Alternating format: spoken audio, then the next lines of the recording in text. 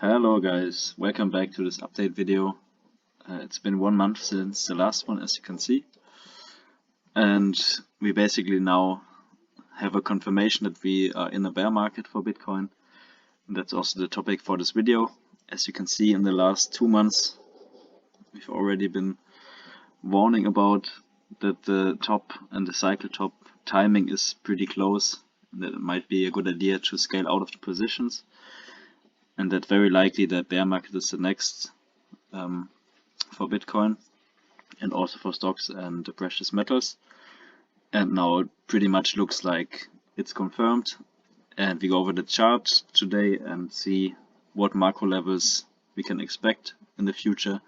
And also today we will look around the possible low price and timing ranges for the Bitcoin low that is coming up. So before I start, quick announcement: you can follow me on X with Profit Cycles. There I can update more regularly than videos. If there's something going on, then I can post here, and you are more up to date than with the videos. As you can see here with the breakdown I posted, and since then we fell down quite a lot. So it may be a good idea to also follow on X. Okay, so let's get into it. As we've been talking about in the last 3 videos, the macro timing for Bitcoin, the 4-year cycle of Bitcoin, is playing out pretty much the same as the last few times. I've been saying the last videos that I'm scaling out this area out of my positions, and I said that the most important thing is the 50 weekly moving average that you can see here with the white line, and the weekly close below the 50 weekly moving average basically confirms the bear market. And as you can see, we had a really strong weekly close, and now since then a few weekly closes below the 50-week moving average. And basically what we talked about is every time this happens, so every time you get a weekly close below the 50 weekly, it's basically that the bear market is confirmed. You can see it last time, 2017, it was pretty late already in the bear market, but still. And the same goes for 2013. Basically, close below the 50 is a confirmation for the bear market. And we can see now we broke down and have multiple weekly closes down here. What tends to happen is a bear market rally, quite a big one, back up to the 50 weekly, and that's also what I'm expecting at some point, that we don't get a straight move down to the lows, but to have a counter trend bear market rally for a few weeks back up to the 50 weekly. So you can see it here, the last time it happened. Also 2018 it happened, as you can see here, but 2013 I think it didn't happen. But bigger rallies in the bear market can be expected. So in the short term, I think the most positive outcome would be here in this area. So basically a backtest of the 50 weekly moving average will not be surprising in the next few weeks, maybe end of the year, maybe start of next year in January. But I don't expect this move to go higher than the 0.7 Fibonacci at the most, if it even touches the 0.5 or the 50 weekly. So I think most resistance will be at the 50 weekly if we get there. And yeah, at the least, or most of the time, we get a retrace of the 0.382 Fibonacci. That's 98k. I think that's also a interesting target. So most likely, I think if we see a bounce, most likely target would be around here, I think. So between the 0.382 or the 0.5 Fib and also the 50 weekly moving average. That's a lot of resistance, so maybe we get a move up here. Of course, it's possible to go up higher, we will see, but this would be my main target if we see a bounce. It could also happen if we form a lower low here, then you need to adjust Fibonacci, of course. But yeah, keep the 50 in mind, and keep in mind that bear market rallies can happen. You can see here these bar patterns are from the last bear market, and basically if you go to the daily, it lines up more or less perfectly with our current price action. Yeah, what we saw last time around was this big range, also with the other ones, before continuation to the downside.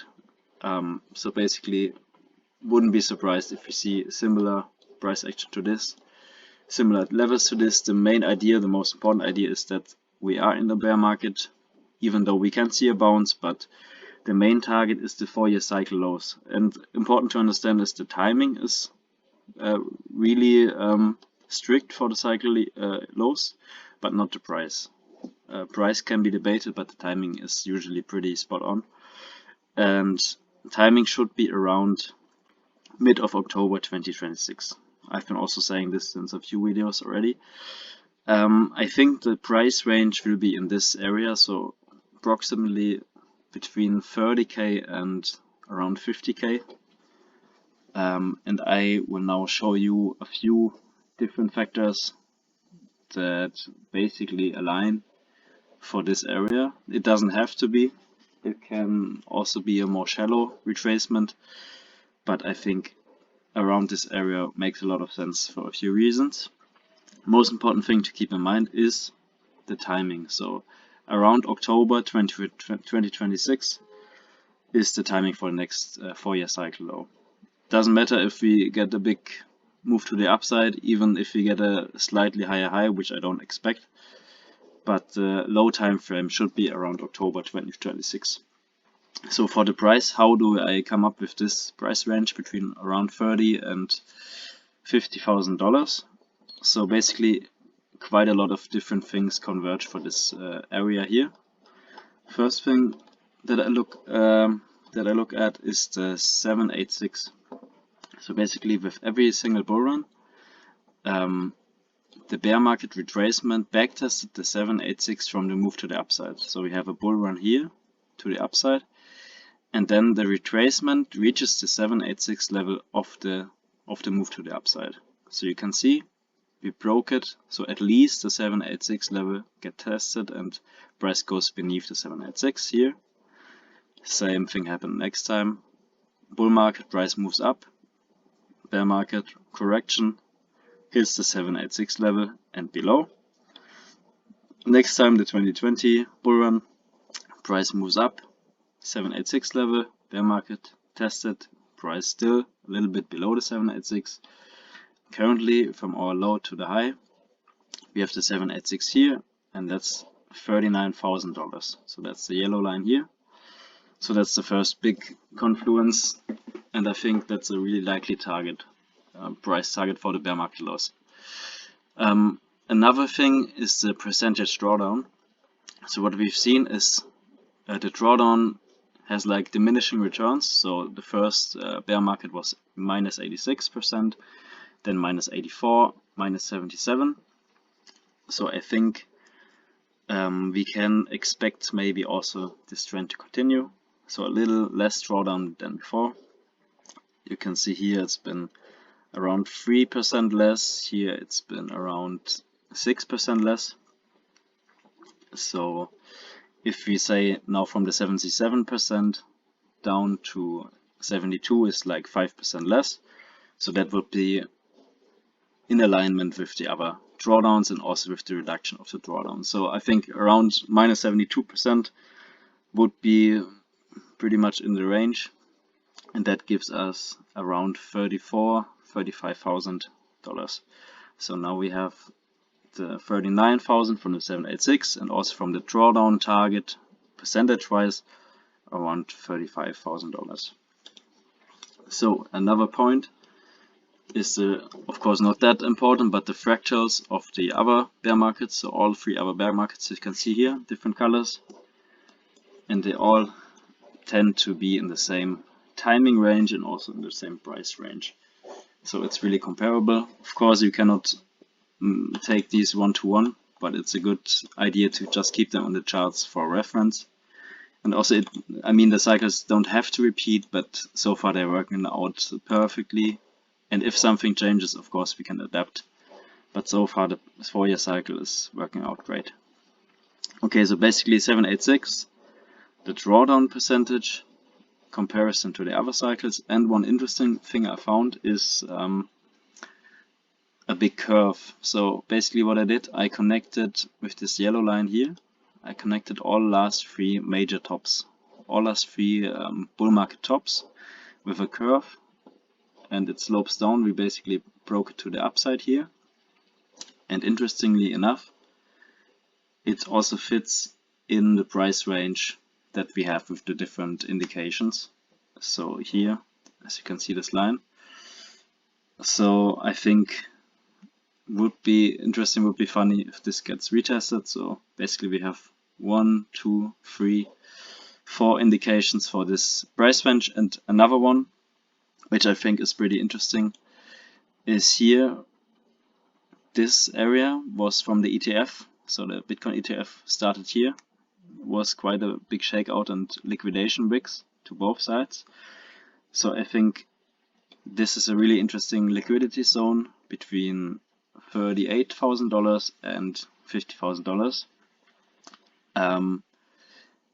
which could be retested for a bear market low. So this is another confluence, this liquidity zone. And last but not least is of course the moving averages. So 1 second. As you can see, these two bear markets hit the 200, it's the blue line, moving average perfectly. So hit the 200 here and here.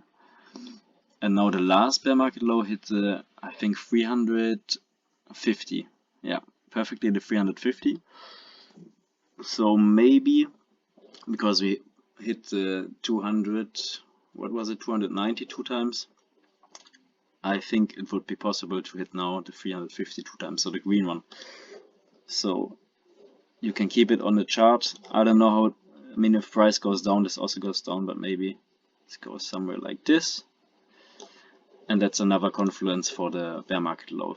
So we might get a low at the 350 weekly moving average, which you can see here in green. Depends on what price action does, but it will also sort of go to the upper area of this range. So yeah, these are the reason, quite a lot of confluence for this area. I mean, a lot of people, or most of the people I see on X and Twitter, are saying, yeah, it's impossible for price to get this low. The cycles are over. It's up only for forever.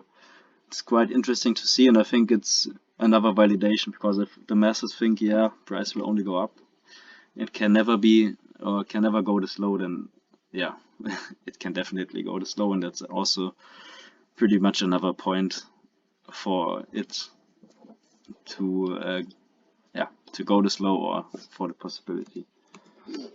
So yeah, basically that's the most important chart that I have.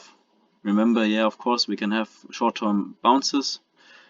We have important resistance levels at the 50-week moving average, also the Fibonacci levels. So this would be an interesting point if you still have positions to get out of the positions. But the macro trend and the bigger idea is that we are in a bear market, confirmed now with the breakdown. And yeah, the low should be around October 26, and price range between $34,000 and $50,000 that is expected. Of course, we will see in the next months what will happen, but yeah, now you know all of the confluence for this, the next upcoming low in Bitcoin, so we will see what happens. Yeah, and if we quickly look in the really short time frame here, we've seen some sort of ranging here, but also like breaking down. So it sort of looks like 1, 2, 3, 4, 5, impulsive move to the downside, 1, 2, 3, basically corrective move to the upside, and this is looks like a bear flag, which is breaking down, and that's these wicks here look nasty to the upside. Try to get back up, like breakdown, back tested this support now as resistance, and now going lower. So short time frame really also is looking pretty weak. We are still holding above the 786 though. So this is the macro 786 support of this move. We're still holding above, and also that's another reason where you can see the Fibonacci's are really helpful and important. See this macro tool, and if you zoom in on the 1 hour time frame, which looks ridiculous, look at this. I think there's not much liquidity left in this market, and the last few traders that are left in crypto are just getting liquidated all the time in all directions. So also short-term trading makes no sense at the moment. You can see these crazy moves, and yeah, so far the 786 macro line is still holding in the short term, but yeah, price action doesn't look good. But what do you expect if you have general mindset, the general overview that we are in a bear market? Then the price action does make sense, also compared to the other bear markets, which you can see here. So yeah, that's the overall trend for Bitcoin. For altcoins, of course, the same applies. If we are in a bear market and continue to go down, altcoins also will drop a lot. If we see a bigger bounce to the upside, I think altcoins also can get quite big bounces together with Bitcoin. Speaking of altcoins, I think 2 altcoins are looking like they might break down really soon. That's XRP and Solana. You can see moved up here, have a range, basically now in the process of breaking down. So the weekly close on Sunday will tell a lot, and I think might even be, depending on what Bitcoin does, might be interesting short idea. So XRP down to the range lows, minus 70%, and Solana, I think similar. I think like 70 or 80%. Don't know. Doesn't want to load. But yeah, Bitcoin and Solana are on the edge right now. And yeah, if breakdowns happen, then that might even be an interesting idea. Yeah, so basically on the edge right now. If you go back to the lowest, that's like even 80% move to the downside for Solana. Okay, enough for Bitcoin. Quick check for the stock market and also the macro data. The unemployment rate, which is reported by the Fed, is continuing to go up. As you can see, every big spike to the upside basically was a recession. So you see the gray parts here are recessions. So 2000, a big move to the upside, unemployment recession, 2008 recession, and 2020 quick recession. And now basically we are forming the same pattern, going up, and basically every time this happens we had a recession. So that's a big indication. Unemployment rate goes up pretty steadily here and increasingly going up. So it's pretty likely, in my opinion, that we are maybe already in a recession or soon. A recession will happen in the US, and that will affect the markets. Also, same signal basically as the US bonds. The US bond spread, of course it doesn't load, but let me find it 1 second. Here. So the US bonds, every time they are accelerating to the upside, that was basically a signal that we get a recession. And the same thing is happening right now. If my internet is working, sorry about that.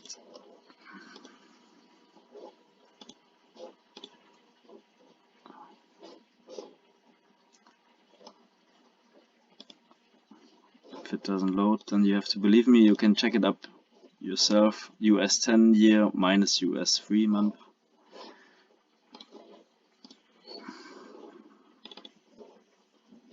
Okay, now my drawings are not loading, but every time, so here's the 0 point, every time we see acceleration above this point,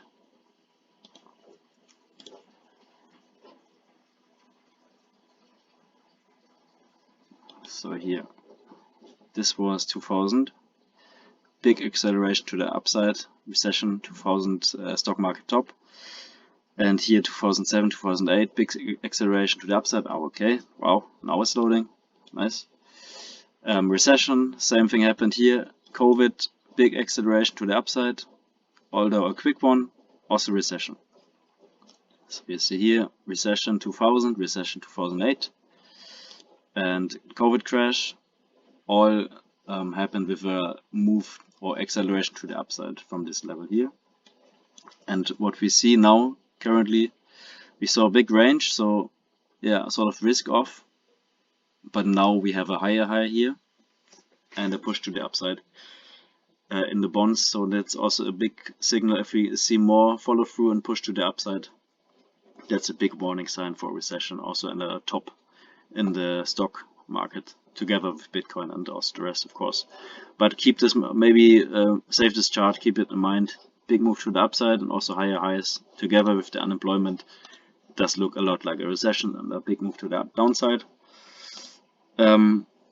SPY is still holding up at near all-time highs, holding up pretty strongly, even better than I expect, to be honest. But I think that we will see a top sooner rather than later. Of course, it still can go on for like a week or months, but I don't think there's that much time left. So maybe we see another final push to the upside into January for the stock market, but the focus should be on taking profits and preparing for a recession, also a big downwards move. Nice, it loaded, sorry. So right now we didn't get new all-time highs here. We are also a bit late for half cycle window, but so far holding up. So basically broke out of this resistance, backtested, and so far holding it.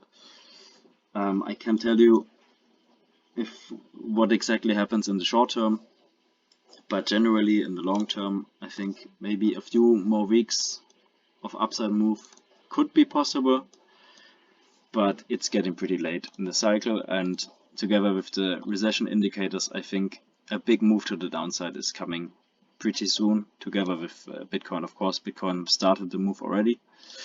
So I think if you have some major profits in the stock market, it might be a good idea to secure some profits and to prepare for big downside moves.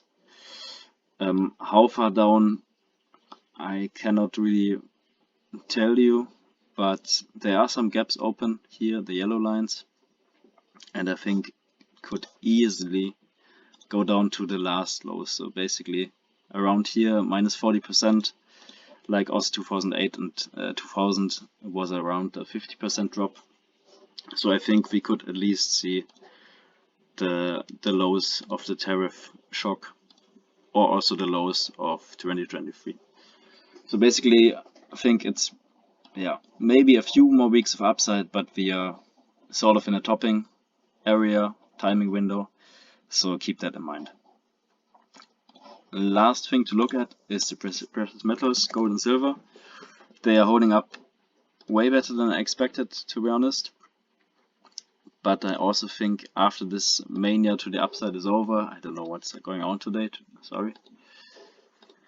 Then let's look at silver. I think after this mania is over, we can also expect a bigger correction, maybe also just to the side. But we've been talking about silver since the start of this channel, and always been very bullish on silver. Also had this pattern on for quite a while, which would lead to $90 silver. Of course it's possible, we will see. But then also like a consolidation and correction afterwards. So I think maybe, or basically this is what happens.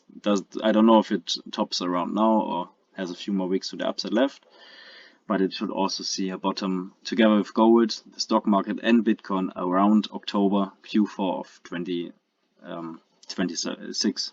That's a bigger cycle. So intermediate cycle would be October 26 for the lows. So yeah, so far silver holding up, really big move to the upside, but I don't know if it tops here or there. You see the trend lines, but it also should see some correction before then moving up higher. And my bigger expectation for gold and silver is extremely bullish in the macro view, as I talked about before. So I think in the next few years silver can easily go to $300 or even $500. and gold can go to 10,000 plus 15,000. So long term, I think the bull market for the metals just has started, and there's a lot of opportunity to the upside. But in the short term for 2026, together with recession and Bitcoin price movement, in recessions, all the correlations tend to go to one. So basically, if it's crashing, then most of the time, basically all the prices and all the assets are crashing. So I think this will also correct. And then 26 will be a really great opportunity to buy assets. So to buy Bitcoin, maybe crypto, stocks, and also especially precious metals. I think silver is one of the things I'm most interested in buying in the lows. So yeah, basically that's it from me. I don't know when I can make the next video, but yeah, that's an important update. So we are basically confirmed in a bear market for Bitcoin, and yeah, not far away from a recession for the US, and pretty likely a correction for the stock market and also the precious metals. But keep in mind, it will come a time around probably October next year with a lot of opportunity to buy the dip and make some great trades. Yeah, so that's it from me. Have a nice weekend and see you next time. Bye bye.